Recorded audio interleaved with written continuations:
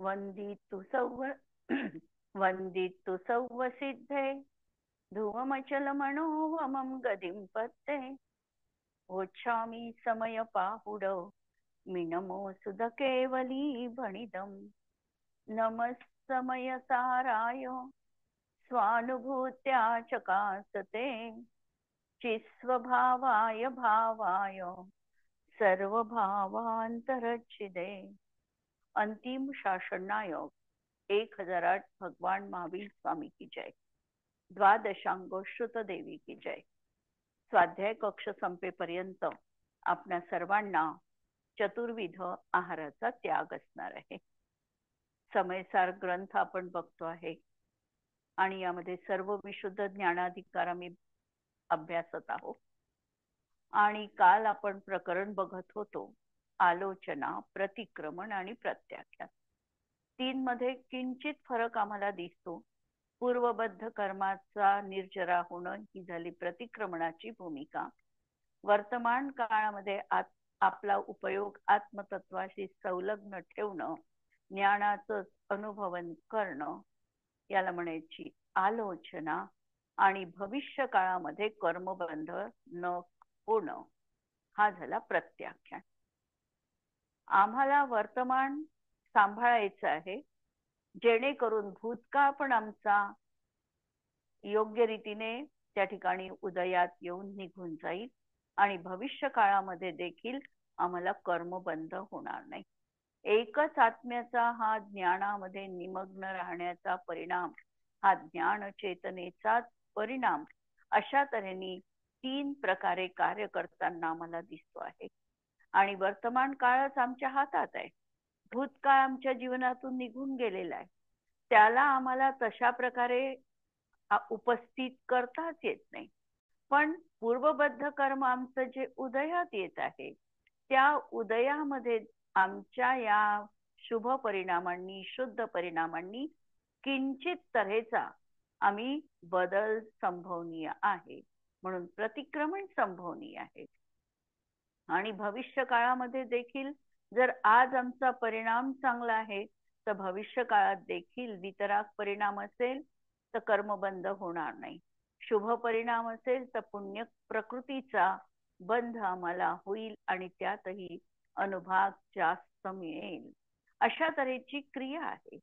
आणि ज्ञानी या पुण्यक्रियाला देखील इच्छित नाही, तो आपल्या ज्ञानभाव चैतन्य स्वभावात निमग्न राहण्याचा प्रयत्न करतो आणि हीच त्याची जीवनातली यशस्वीता सम्यक दर्शनासाठी असणार आहे।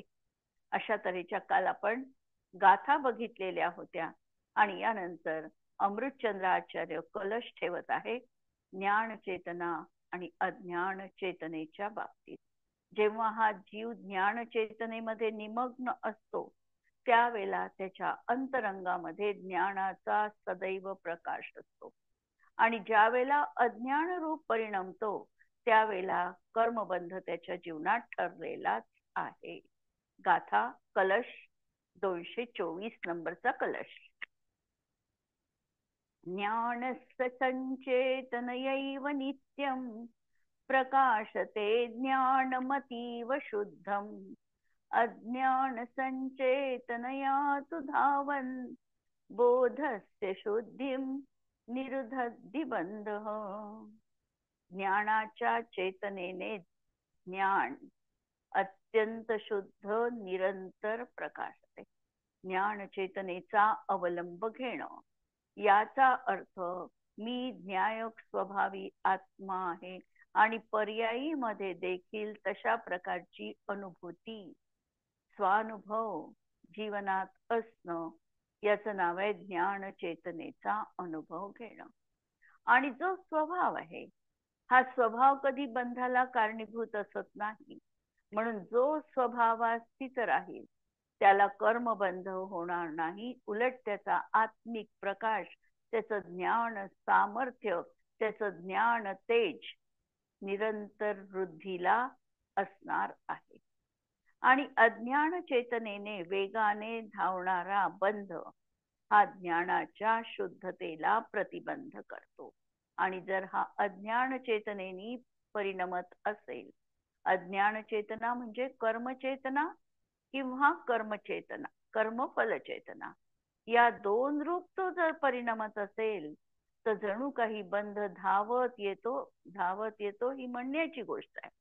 आत्म्याच्याच प्रदेशावर विश्वसोपचयरूप कारमाण वर्गणा गचपच भरलेली आहे. जीवानी परिणाम करण्याची देर, रागद्वेषादी भाव होण्याची देर, की तिकडे ती कारमाण वर्गणा ताबडतोब कर्मरूप परिणत होते आणि याच्याशी संलग्न होते, याच्याशी परस्पर अवगाह रूपाने बंधाला प्राप्त होते आणि कर्मबंध आत्म्याला झाला याचाच अर्थ त्याच्या शुद्धतेला प्रतिबंध बसलेला आहे. संचेतन शब्द आम्ही वापरतो, अनेक वेळेला शब्दांची आमच्याजवळ मुबलकता असते, शब्द आम्ही वापरतो, पण नेमका कधी कोणता अर्थ आहे हे बऱ्याच वेळेला आम्हाला कळत नाही. संचेतन करणे, समीचीन रीतीने चेतन करणं. समीचीन रीतीने चेतन करणं म्हणजे जो जेथे ज्या कोणत्या पदार्थांशी एकाग्र होतो त्याचाच अनुभव रूप स्वाद घेत राहतो, याला संचेतन म्हणायचं. समजा एखाद्या वस्तूला आपण एकाग्र होऊन आम्ही त्याचं वेदन करतो आहे तर त्याला आम्ही संचेतन करणं म्हणू शकतो. ज्ञानामध्ये एकाग्रतेने उपयुक्त होऊन तिकडेच लक्ष केंद्रित करणे ही ज्ञान चेतना आहे. त्यामुळे ज्ञान अत्यंत शुद्ध होऊन प्रकाशमान होते, केवल ज्ञान प्राप्त होते. तेव्हा संपूर्ण ज्ञान चेतना संज्ञा प्राप्त होते. सुरुवातीला तर ज्ञान चेतना आंशिक रूपाची आहे, कधी कधी ती लब्धी रूप पण असते, कधी ती उपयोगात्मक देखील राहील. कारण आत्म्याची म्हणजे सम्यक दर्शन झाल्यानंतर किंवा सम्यक दर्शन होतं त्याच क्षणी आमचं जे मतिज्ञानावरण आणि श्रुतज्ञानावरण कर्म आहे याच्यामध्ये देखील आत्म्याच्या अनुभवनाची, आत्म्याला जाणण्याची योग्यता प्राप्त होते. तसा मतिज्ञानावरण आणि श्रुतज्ञानावरण कर्माचा क्षयोक्षम आम्हाला होत असतो. म्हणजे स्वानुभूती मतिज्ञानावरण कर्म किंवा स्वानुभूती श्रुतज्ञानावरण कर्म यांचा क्षयोक्षम पण त्या समयात असतो आणि ही ज्ञानाची प्राप्ती पण आम्हाला झालेली आहे. म्हणजे श्रद्धा गुण समीचीन झाला, श्रद्धा गुण समीचीन झाल्याबरोबर हे आमचं ज्ञानही समीचीन झालं. ज्ञान समीचीन होण्यामध्ये कारण जरी श्रद्धा गुण असला, श्रद्धा गुणाने ज्ञान समीचीन झालं तरीही जाणण्यासाठी आम्हाला ज्ञानावरण कर्माचा क्षयोक्षम अपेक्षित आहे आणि तो स्वमती ज्ञानावरण कर्माचा क्षयोक्षम, स्वानुभूती मती ज्ञानावरण कर्माचा आणि स्वानुभूती रूप शुद्ध ज्ञानावरण कर्माचा क्षयोक्षम त्यावेळेला जीवनात असतो. तर ही आमची ज्ञान चेतना चौथ्या गुणस्थानामध्ये प्रगट झाली. चारित्र्यामध्ये जशी वृद्धी होत जाईल तशी आमची ज्ञान चेतना देखील जास्त काळ आणि जास्त शुद्ध रूपामध्ये जीवाजवळ प्रगट होते. जर त्यांनी देश चारित्र्याचा अंगीकार केला तर या चेतनेचा कालावधी पण वाढतो आणि त्याच्या शुद्धीमध्ये देखील वृद्धी होते.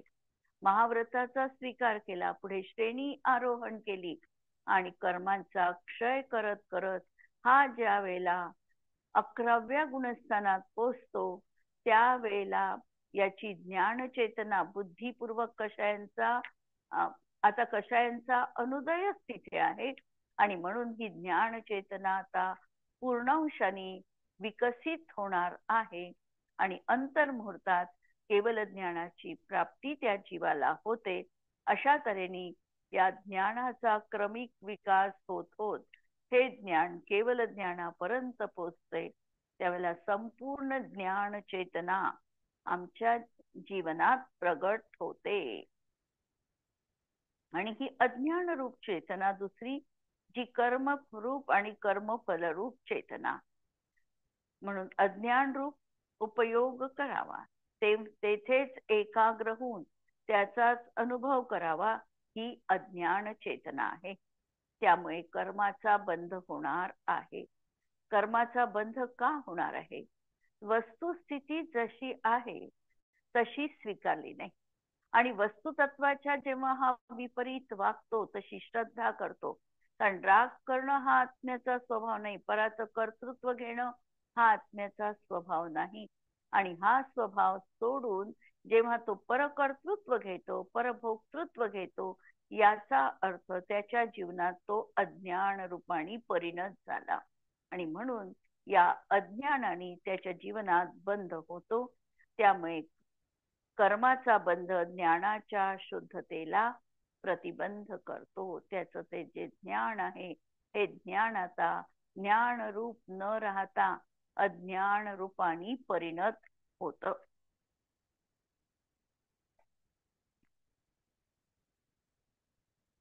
ज्ञानाचे संचेतना म्हणजे शुद्धात्म्याचे संचेतन ही ज्ञान चेतना आहे.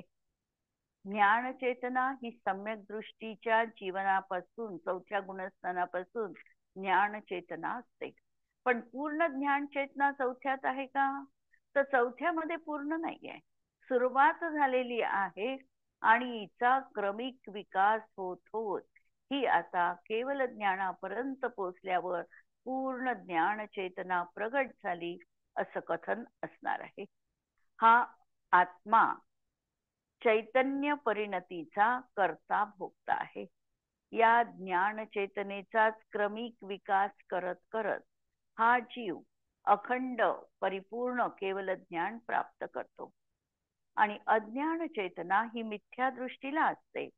परामध्ये कर्तृत्व भोक्तृत्व मानत विपरीत मान्यता ठेवून हा कर्माचा बंध करतो. त्यामुळे ज्ञान अज्ञान रूपाने परिणमते. जशी क्रिया करेल त्यानुसार तो भोग पण भोगेल. प्रतिक्रमण, प्रत्याख्यान, आलोचना या क्रिया आत्मशुद्धीसाठी कारण सांगितलेले आहे. परमार्थाने तर एकमात्र वर्तमानकालीन सुविशुद्ध रागादी विकारांनी रहित शुद्धात्मा अनुभवरूप एकाग्र परिणती हेच वास्तविक होण्यायोग्य आहे. त्याने तो वर्तमान काळ शुद्ध होईल, तर अबंधक बनेल, पूर्वकृत कर्म निर्जरित करेल आणि भावी कर्मबंध करणार नाही. तीनही कार्य एकाच परिणामाने होईल. म्हणून आम्हाला वर्तमान काळात दक्ष राहायला हवे. हा चैतन्य भाव स्वयं चिंतामणी रत्न आहे. आणि या विशुद्ध परिणामाचं फल केवळ ज्ञान आहे, मोक्ष आहे. आणि अशुद्ध भाव याचं फळ संसार हेच असणार आहे. न्यायक भाव जहां तहां शुद्ध चरण की चाल ही आचरणाची गोष्ट आहे. ताते ज्ञान विराग मिली शिव साधे समकाल. ज्ञान आणि वैराग्य जर युगपत असेल तर मोक्ष साधता येतो. जथा अंध के कंध पर चढे पंगु नर कोई. हे उदाहरण आम्हाला माहिती आहे की आंधळा व्यक्ती आहे आणि एखाद्या जंगलाला आग लागलेली आहे. तिथे दोघंही उपस्थित आहे, आंधळा पण आहे आणि लंगडा पण आहे. आंधळ्या व्यक्तीला दिसत नाही आग लागलेली आहे. लंगडा व्यक्ती बघतो आहे आग लागलेली आहे, इथून निघून जायला पाहिजे, हेही त्याला समजत आहे, परंतु तो चालू शकत नाही. अशा परिस्थितीमध्ये दोहोंनी जर युती केली, म्हणजे आंधळ्याच्या खांद्यावर लंगडा बसून जर त्यांनी रस्ता दाखविला, तर दोहोंच्या युतीच्या माध्यमातून ते अरण्य किंवा त्या वणव्यातून ते बाहेर पडू शकतात. त्याप्रमाणे इथे सांगितलं की जथा अंध के कंध पर चढे पंगु नर कोई. वाके दृग वाके चरण म्हणजे एकाचे डोळे आणि एकाचं आचरण म्हणजे चालणं. होई पथिक मिली दोई. जहा ज्ञान किरिया मिले तहा मोख मग सोई. आणि म्हणून मोक्ष मार्गामध्ये ज्ञान आणि क्रिया दोहोही असले पाहिजे तरच मोक्ष मार्ग साधू शकणार. वह जाने पद का मर्म, वह पद में थिर होई. एक जण मर्म जाणतो आहे आणि एक स्थिरता मिळतो आहे. ज्ञानाने मर्म जाणलं आणि आचरणाने स्थिरता प्राप्त केली. ज्ञान जीव की सजगता, कर्म जीव की भूल. ज्ञान मुख अंकुर है, कर्म जगत का मूल. ज्ञान चेतना के जगे प्रगट केवल धाम. कर्म चेतना में बसे कर्मबंध परिणाम. आणि कर्मबंधाचे म्हणजे कर्मचेतना जो करेल त्याला कर्मबंध आहे.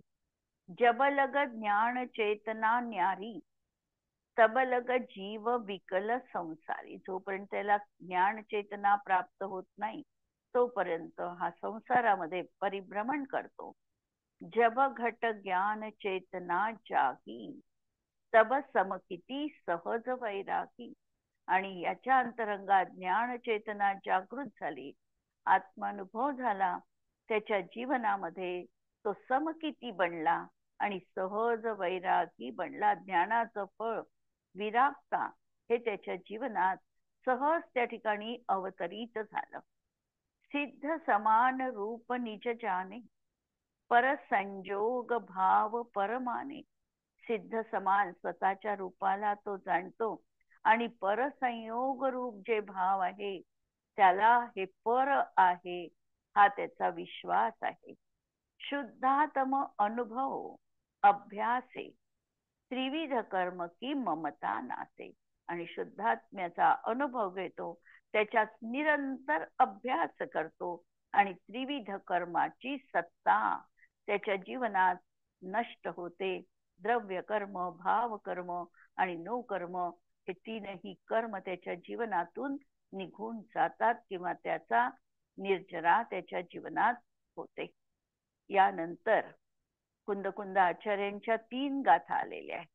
या 3ही गाथा जवळपास सारख्या आहेत. फक्त एका गाथेमध्ये कर्माचं वेदन करताना कर्मफल चेतनात एकत्व ममत्व सांगितलं. दुसऱ्या गाथेमध्ये कर्तृत्वाची गोष्ट आहे आणि तिसऱ्या गाथेमध्ये भोक्तृत्वाची गोष्ट आचार्य सांगणार आहे. गाथा आहे 387 ते 389. वेदंतो कम्म फलम, अप्पाणम कुणदुजो कम्म फलम.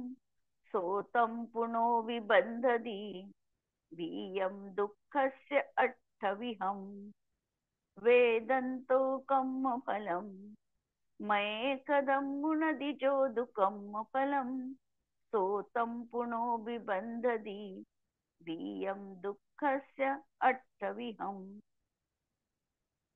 वेदंतो कम्म फलम, सुहिदो दुहिदो यहवदिजो चेदा. सोतं पुनर्विबंधदी, वीयम दुःखस्य अट्ठविहम. कर्माच्या फलाचं वेदन करणारा, कर्माच्या फलाचं वेदन करणारा जो आत्मा कर्मफलाला निजरूप करतो, मानतो, तो आत्मा पुनरपी दुःखाचं बीज कारण असे 8 प्रकारचे कर्म बांधतो. कर्माच्या फलाचं वेदन करणारा अर्थात पूर्वबद्ध कर्माचा उदय आला त्या समयामध्ये जे काही कर्मफल त्याला मिळत आहे त्या कर्मफलामध्ये हा जीव आत्मीय बुद्धी करतो. त्याच कर्मफलामध्ये हा शुभ किंवा अशुभ रूप परिणाम करतो किंवा हा त्या कर्मफलाला एकी भाव रूपाने मीच तो आहे असं वेदन करतो. याला म्हणायचं कर्मफल चेतना अनुभवणं, निजरूप करणं. आणि अशी ज्या वेळेला तो अंतरंगामध्ये करतो त्यावेळेला त्याला परत हेच त्याच्या जीवनात परत दुःखाचं बीज बनून नवीन कर्माला बांधतो.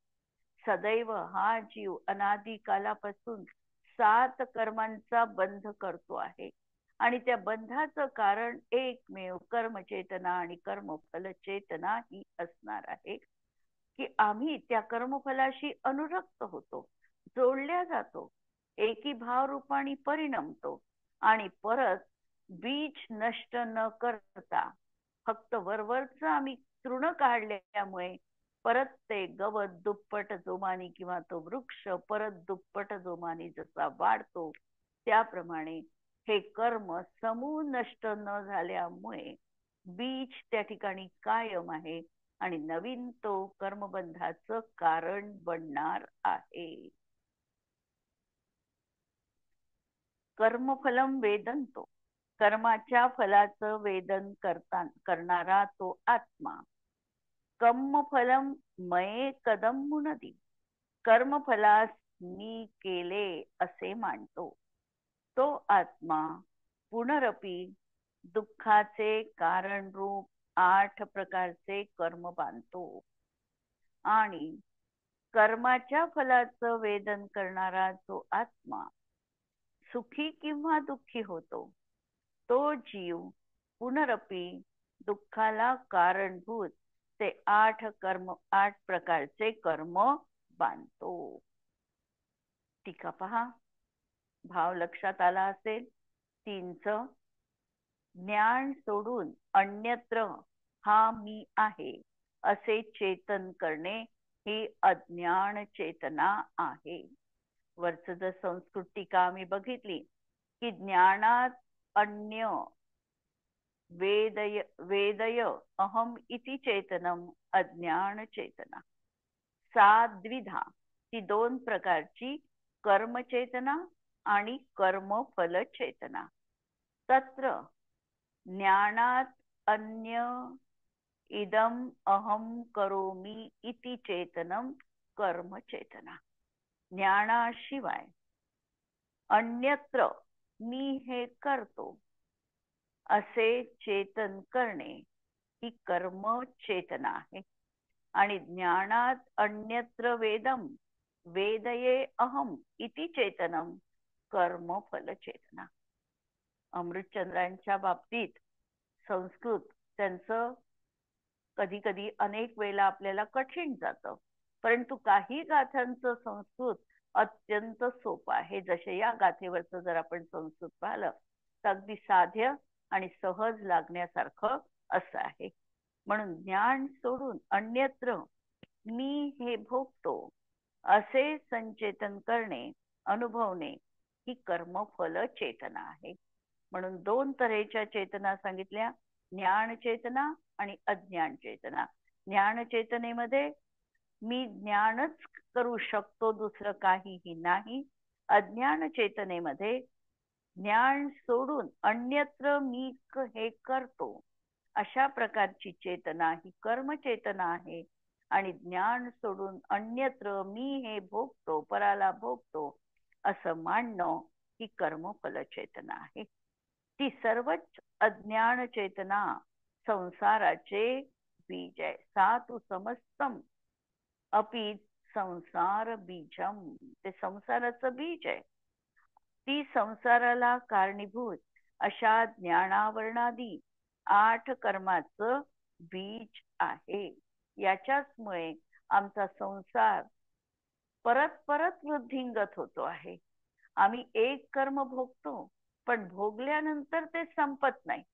परत त्याची संतती बीज रूपाने त्याला पेरलेला आहे, त्याची उत्पत्ती परत होतच राहते आणि परत आम्ही तशाच प्रकारच्या कर्मफलाला अनुभवतो.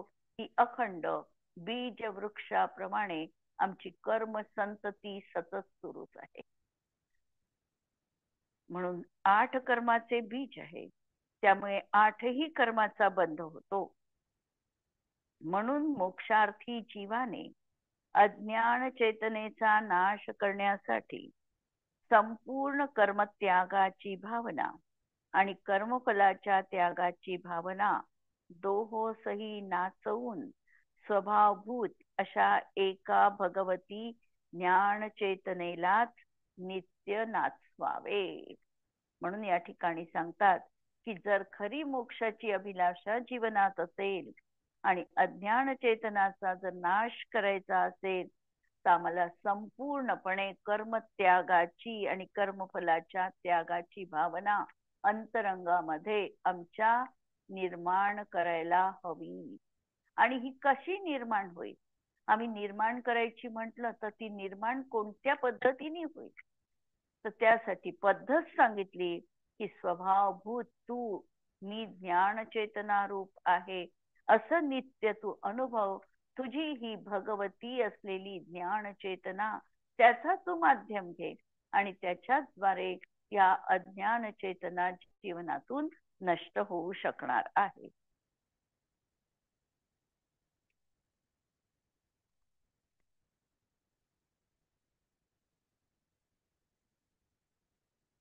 म्हणजे आता आपण पाहिलं की तिन्ही गाथा जवळपास सारख्या आहे. पहिल्या गाथेमध्ये वेदन करताना कर्मफलामध्ये एकत्व ममत्व सांगितले. दुसऱ्या गाथेत कर्तृत्वाची गोष्ट सांगितली आणि तिसऱ्या गाथेमध्ये भोक्तृत्वाची गोष्ट आहे. ज्ञानाशिवाय अन्य भाव आत्मा करतो आणि ते भोगतो किंवा ते मी केले किंवा ते माझे आहे हे मानणं ही कर्मचेतना आहे. इथे कर्माचा अर्थ जड पुद्गल द्रव्य न घेता भाव कर्म हा अर्थ घ्यायचा. की पूर्वबद्ध कर्म आहे, पूर्वबद्ध कर्माच्या उदयामध्ये जी काही एक म्हणजे कर्म उदय होतो आहे त्याच्याशी हा जो हे मी आहे असं मानतो आहे.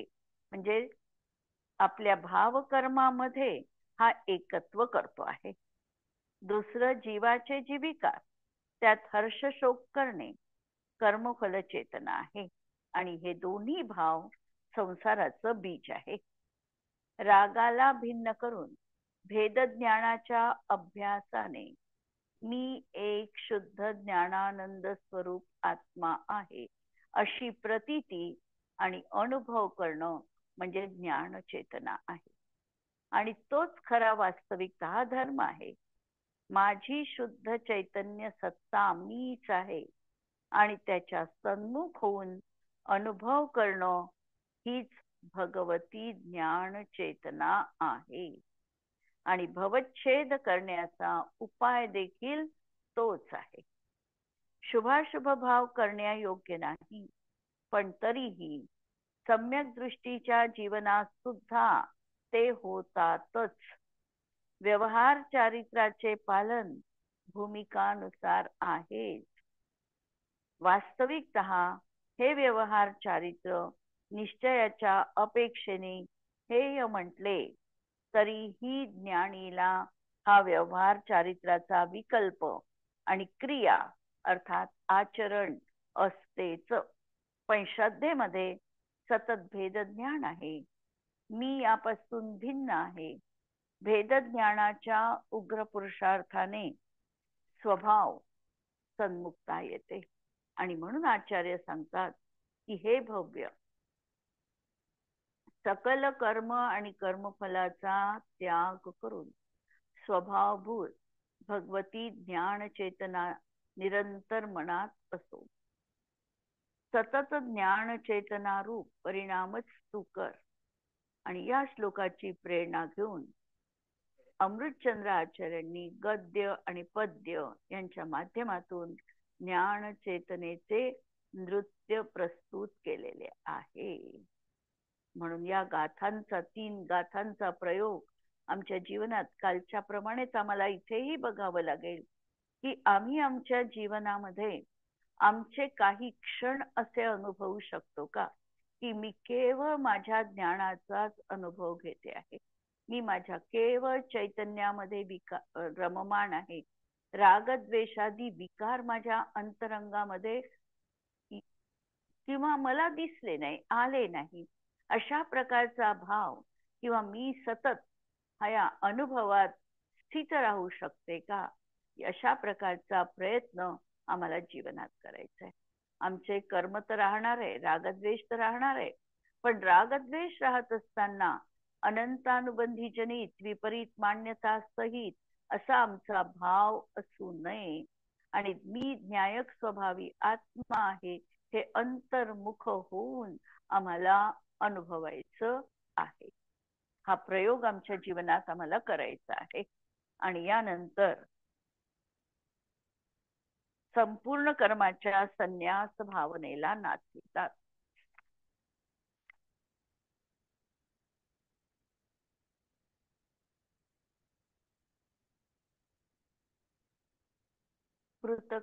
कृतकारितानुमनने स्त्रीकाल विषयं मनोवचन काये परिवृत्य कर्म सर्वं परमं नैष्कर्म्य अवलंबे. तीन काळातील म्हणजे भूत, वर्तमान आणि भविष्यकालीन संपूर्ण कर्मांना कृतकारित आणि अनुमोदनेने आणि मन वचन कायेने दूर करून मी उत्कृष्ट नैष्कर्म्याचे कर्मरहित अवस्थेचे अवलंबन घेतो. याप्रमाणे संपूर्ण कर्माचा त्याग करणारा ज्ञानी प्रतिज्ञा करतो. मोक्ष ही तर आमची कर्मरहित अवस्था आहे आणि त्याला जर आम्हाला प्राप्त करायचं असेल तर आम्हाला कर्मसन्यास नैष्कर्म्य अवस्था त्याची आम्हाला सतत भावना करायची आहे. कर्मरहित नैष्कर्म्य अवस्थेने जीवाला मुक्तीची प्राप्ती होणार आहे. कर्म म्हणजे मन वचन कायेने होणाऱ्या क्रिया. या क्रिया रागद्वेष मोह परिणामामुळे शुभाशुभ रूपानी अज्ञान अवस्थेमध्ये सतत असतात. भूतकाळात झालेल्या, वर्तमानात होत असणाऱ्या आणि भविष्यात होणाऱ्या यांना जीव स्वयं करतो तेव्हा ते कृत आहे. दुसऱ्याकडून करवून घेतो तेव्हा ते कारित आहे आणि कधी करण्याची प्रशंसा करतो तेव्हा अनुमोदन आहे. या क्रियांमुळे जीवाला कर्मबंध होतो आहे. मन वचन काय या तीनचे पृथक ग्रहण केले तर तीन भेद झाले आणि दोन दोनचे सोबत परत तीन भेद होतात आणि तिन्ही सोबत घेऊन परत एक भेद होतो. असे 7 भेद झाले. कृतकारित अनुमोदनारूप 3 द्विसंयोगी त्रिसंयोगी असे 7 भेद झाले व मन वचन कायेच्या 7 भेदांना कृतकारित अनुमोदनेच्या 7 भेदांनी गुणून 49 भेद झाले. अशा तऱ्हेने हे या ठिकाणी भंग होणार आहे. याविषयी उद्याला आणखी पाहू. याचे भंग कसे केलेले आहे आचार्यांनी आणि ही गोष्ट कशी आम्हाला समजून सांगितलेली आहे. या सगळ्या माध्यमातून प्रतिक्रमणाचा विधी, आलोचनेचा विधी आणि प्रत्याख्यानाचा विधी आचार्य सांगणारच आहेत. जिनवाणी के ज्ञान ते सूझे लोकालो सो जिनवाणी मस्तक नमो सदा देत हो खो. नमो अरिहंताणम नमो सिद्धाणम नमो आयर्याणम नमो वच्छायाणम नमो लोहे सवसा गुणम. सर्वांना जय जिनेंद्र.